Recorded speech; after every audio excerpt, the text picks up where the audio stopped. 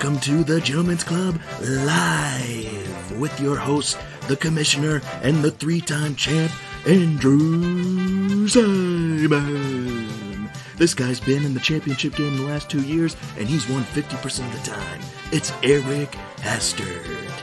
And this guy is in a 10-man league. We've had 9 different champions, but he's not one of them. It's Brian Hastert. Welcome back, bitches. Hello. Almost playoff time. You ready? Mine's Ron. I just like how the intro just will always reiterate 0 championships. It is good. You look pretty relaxed. You got a comfy shirt on. I'm on vacation. I don't have to worry about fantasy football this week, really, or next week. I got that bye. So I'll see you guys in the second week of the playoffs. That's all I got to say. A-Ray panicked there when you said you're on vacation. He thought you might be taking PTO. Oh, yeah. I actually was sick Monday and Tuesday. I was thrown up. It was not fun. That's fun. Yeah. Anyways. All right. Well, we got some offers. We didn't have anything too crazy this week, Jordan Love, he's been decent. Definitely played pretty well against the Chiefs. Last week we had a little bit more with A-Ray going after Moss. I have him in my other league as well. I don't feel like $300 has worked out for him, but he's got a couple more weeks to improve himself. A-Ray would prefer if he had a big week this week, I'd imagine. Yeah, I think that was more because he was desperate to get into playoffs, and 2 weeks is all he needed from him. But last week didn't cut it. If we look at the scoreboard of last week, I had a pretty easy win over Mitch. My team was firing on all cylinders. The 49ers smacked the Eagles, so that helped me. And Pacheco had a nice day before he got kicked out of that game. Yeah, you don't want to punch people. That'll get you kicked out. You and the boss had a pretty close one. We did. A lot closer than I thought it was going to be going into that game, but Trevor Lawrence actually had a really good game, and he got hurt. Yeah, that's true. I forgot about that. Yeah, but that was pretty late in the game, though, right? I think it was fourth quarter. A-Ray got screwed because both of his wide receivers, McLaurin and Marquise Brown, had 0 points combined. Oh, wow. Yeah, so he kind of got screwed. Very unlucky. He easily could have beat me this week. And he needed that win he would be in the last playoff spot now if he won that one. Yeah. Still got a chance, though. We'll take a look at that in a minute. Brady and Miller. Miller was hanging on to a little tiny piece of hope that he could get into the playoffs, but now he is eliminated with Brady's close win. That sucks when you lose to a team and their top scoring players, their defense. So it says Miller's eliminated, but me and Ari were looking at it. Obviously, he would have to outscore somebody, but I'm pretty positive he's not officially eliminated. Oh wait, we will. No. He is eliminated because he is now. Everybody. 2 of those 5 2 and 6 of them play each other. Yeah, 2 will play each other. Never mind, I'm stupid. Yeah. Caleb and Dylan was a pretty easy one. Wasn't the highest score of this week. That was me, but pretty damn close. Like Caleb, Roland, the last few weeks here before the playoffs, Cheetah is pretty solid. CeeDee Lamb, pretty solid. Laporta is fucking good as well, especially for a rookie. Dylan, disappointing season, but had a nice week at a DK, I guess. Could have used more of that all throughout the season, and he might have gotten more than 2 wins. Who's this? Brian and Dustin. This was the matchup of the week, I think. Yeah, because it was like whoever pops in that second spot. Brian takes it 121-96. Dustin, not a terrible week as far as those players right there. While Pollard, 16. He's kind of been. Remember when we talked about after week 1, we were like Pollard might be the keeper of the year? Yeah, I have him on my other team, so I know exactly how disappointing he's been. But really, he's still like top 10, but I think everybody was expecting top 3. That sucks. It didn't help you. Brian's team went off. Nico Collins at 30. Kyron's been good since he's been back. Mahomes has been pretty disappointing, fantasy and real life. Unfortunately. Not all his fault, but definitely not his best fantasy year. Yeah. Take a peek at those standings. So we do have 2 eliminated, but there are still 3 fighting for that last spot. 2 of them play each other, right? 2 of these guys? Yeah. Mitch and Brady, I think. Or A-Ray and Brady? I'm sure that's the matchup of the week if I was smart about an hour ago. Yeah. But you have all but clinched the 1 seed. I almost sent you the money last weekend. But if you have like a really, really shitty week and me or Brian score like 200, we have a chance to catch you. But yeah, you basically. I was looking at that too. I was like, how did I not lock it down? But yeah, I guess I'd have to score 0 and you'd have to go off. So yeah, awesome. So you'll be having $75. Stranger things have happened. We've all seen that. Yeah, players could. Games could get canceled. That's all I gotta say, and people could win that way. Never. You might need like 5 or 6 games to get canceled for you to lose that. Projected playoff bracket so far. So Caleb, Dustin in the play-in to play you. That would be a pretty good matchup. Whoever comes out of that, and then me and Brian play this week for the 2 seed. So whoever gets that gets a bye. Whoever does not gets to play. Likely Mitch, but we'll see.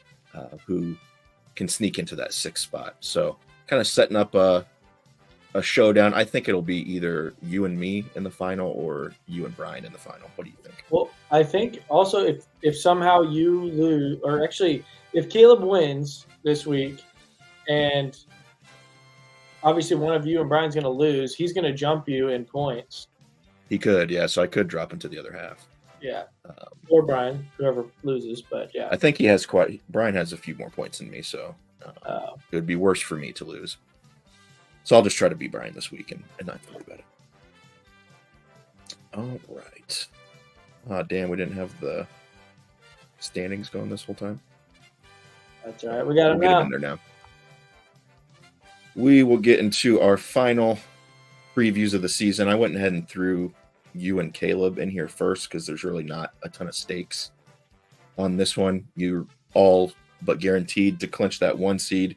Caleb's made it in the playoffs. It'll just be what half of the bracket he's in at this point. But it does have Caleb projected to take you down this week. Yeah, Caleb seems pretty good. His wide receivers are carrying him because his running backs haven't really done a whole lot. But with three wide receivers that are getting you like 20 plus a week, I mean, you're not going to lose many games. That's why he has the most points. It's crazy. And Josh Allen. Number 1 and number 2 wide receiver. Yeah. That's crazy. I don't think I've ever seen that before. Number 1 defense as well. Yeah, that's not bad. Not bad. Caleb seems pretty good. Yeah, Caleb seems pretty decent. I hope he stays on your half of the bracket. Yeah. Matchups aren't great for me this week. I think Caleb will win this one, which it is what it is. You know, I'm on vacation.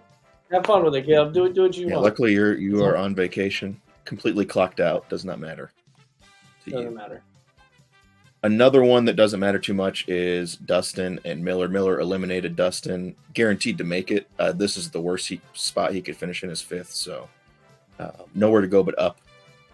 For Dustin, it's probably the same with me, him, and Caleb. We can all kind of finish between 2nd and 5th, depending on how we do this weekend. Looks like they had a pretty close one last time. I didn't realize it was like 0.2 points or 0.3 points was the difference the last time they played. That really would have helped Miller out in his quest for the playoffs. I think Miller won on like Monday Night Football or something too. Well, it looks like Dustin won. But it doesn't really matter for Miller because he's eliminated.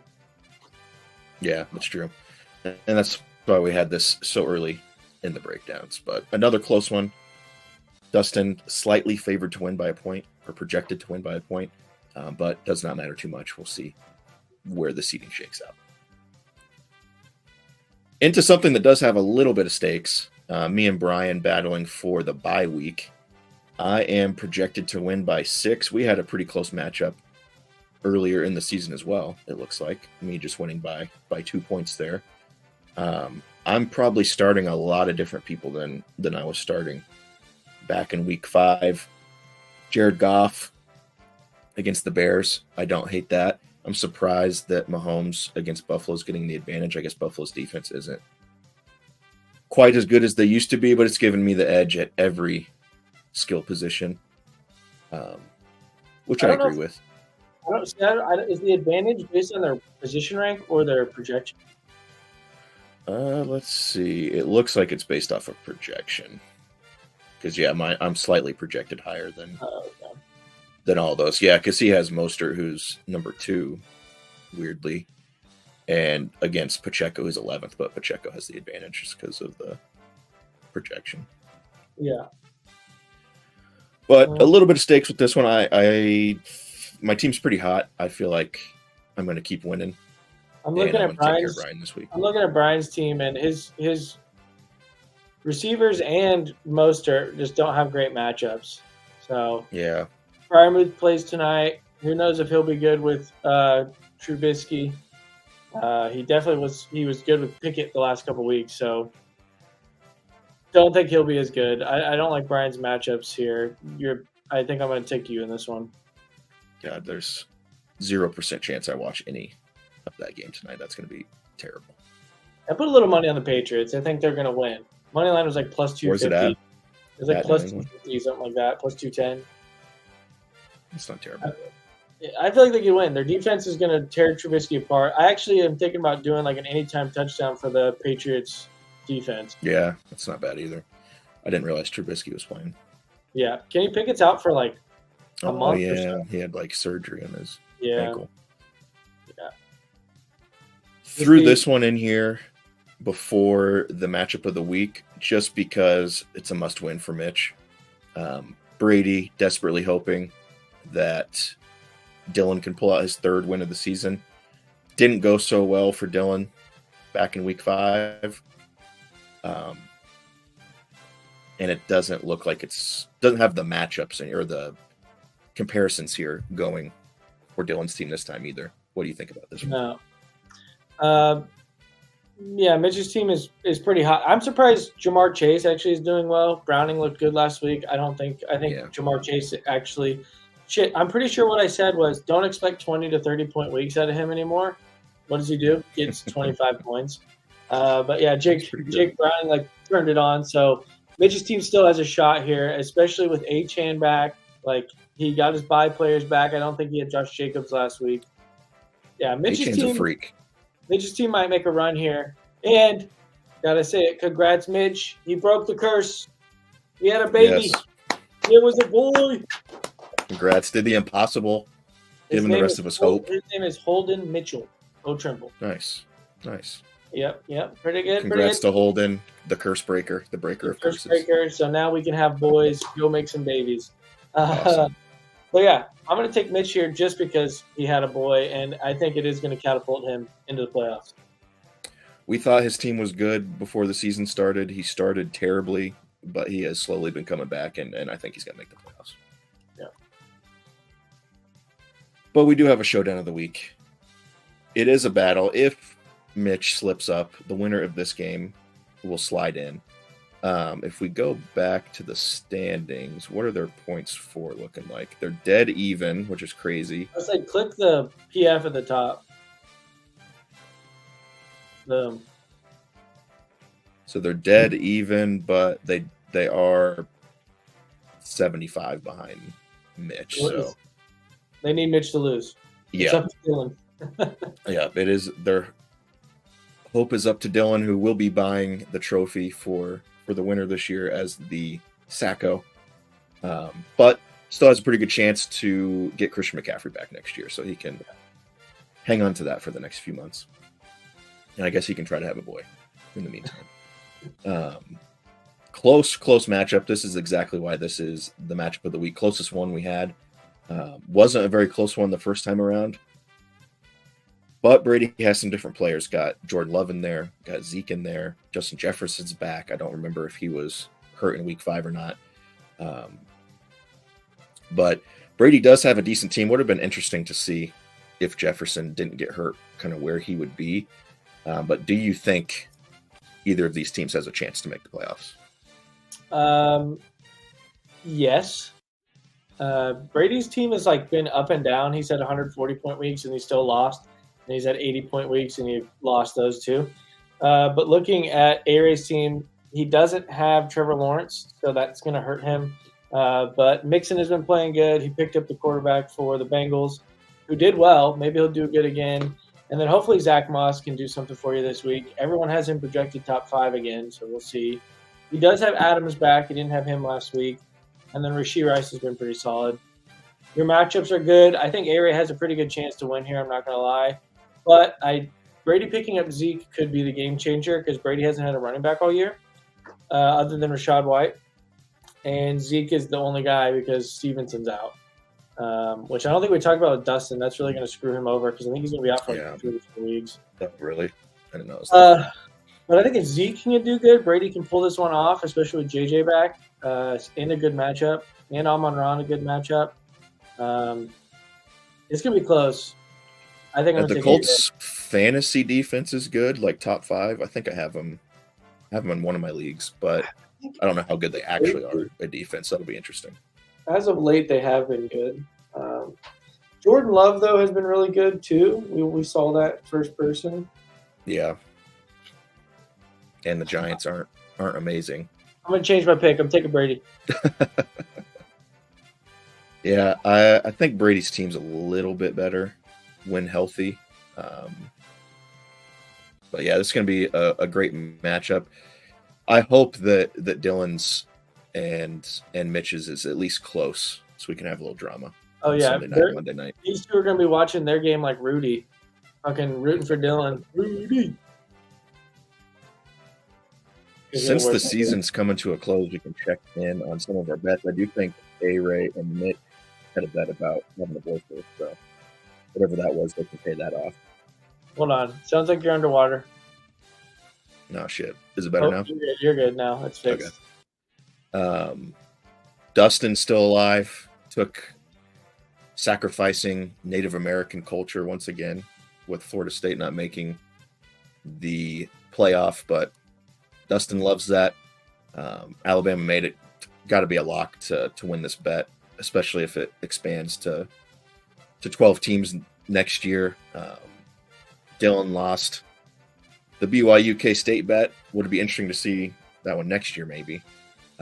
Although I don't even know if BYU is going to be any good. But things are going well for Dustin as far as last year's bets go. But I think you're doing pretty well on this year's bets, are you not? Yeah, I think all but the one with Brady, the Najee one, which is still alive if he misses. Well, he'd have to miss this week and next week because I'm pretty sure it's fantasy season.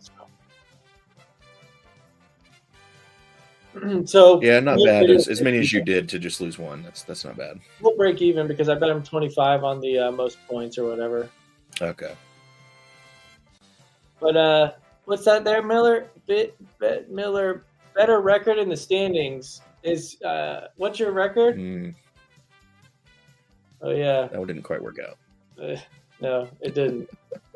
I didn't realize you were wearing. Oh, you took your Hawaiian shirt off. I didn't even notice. Yeah, it's almost like, if you're in the championship the previous year, that means you're good at fantasy, right? So you should do it again the next year. That sucks. Have fun in the lottery, though. Getting back after you lose is hard in fantasy and in real life. It is true. I'll give him that. He did have some shit luck with Austin Eckler, but you still suck. All right, I think that about wraps it up for us this week. Did a little bit earlier. Now I can have some time to get some bets in, I guess, for that shitty game.